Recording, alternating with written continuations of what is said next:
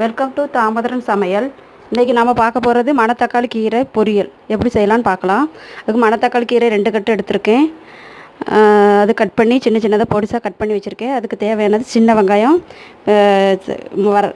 மிளகாய் 3, தேங்காய் துருவல், சீரகம், உப்பு, அப்புறம் தேவையானது இந்த சின்னதாக பருப்பு.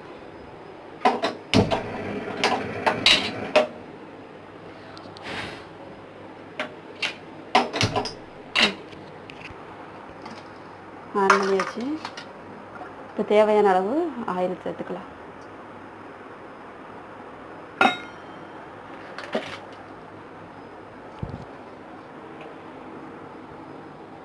ஆயில் சூடானதும்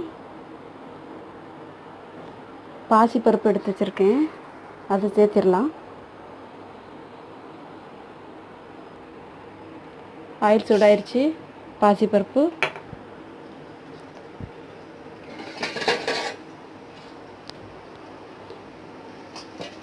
அது லைட்டாக பொன்னிறம் வந்ததும் சின்ன வெங்காயம் சேர்த்துடலாம். பொன்னிறம் ஆயிடுச்சு. சின்ன வெங்காயம் சேர்த்துருக்கேன். பெரிய வெங்காயம் போடலாம், ஆனால் சின்ன வெங்காயம் சேர்த்தா கூடுதல் சுவை இருக்கும்.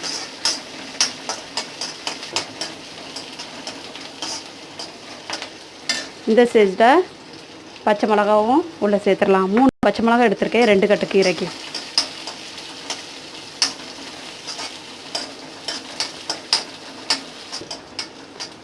பச்சை மிளகா சின்ன வெங்காயம் நல்லா வெந்துருச்சு.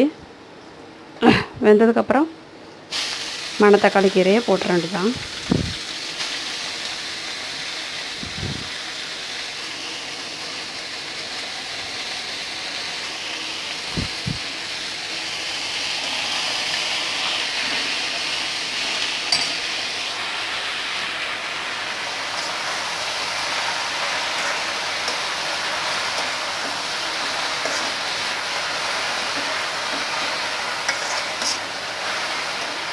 நல்லா கலரி விட்டுக்கோங்க.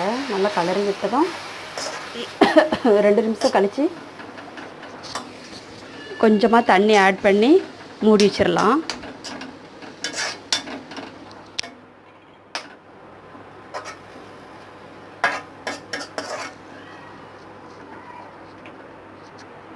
இப்போ கொஞ்சமாக தண்ணி சேர்த்துக்கலாம். அதில் ஆல்ரெடி தண்ணி இருக்கும். அது கொஞ்சம் வேகிறதுக்கு 2 ஸ்பூன் அளவு தண்ணி ஊற்றிக்கலாம்.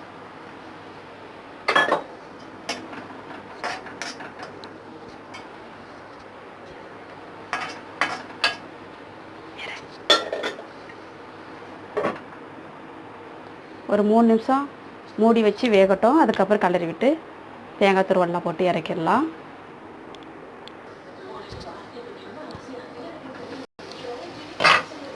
இப்போ இந்த ஸ்டேஜில் உப்பு ஆட் பண்ணிக்கலாம்.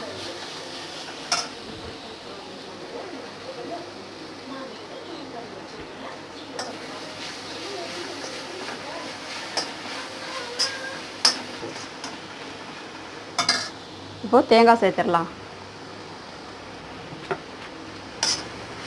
தேங்காய் கொஞ்சம் அதிகமாக போட்டுக்கோங்க. அப்போ தான் அந்த கீரை லைட்டாக கசப்பு தன்மை இருக்கும். அந்த கீரை தேங்காய் சேர்த்ததும் இந்த கசப்பு தன்மை அவ்வளோவா இருக்காது.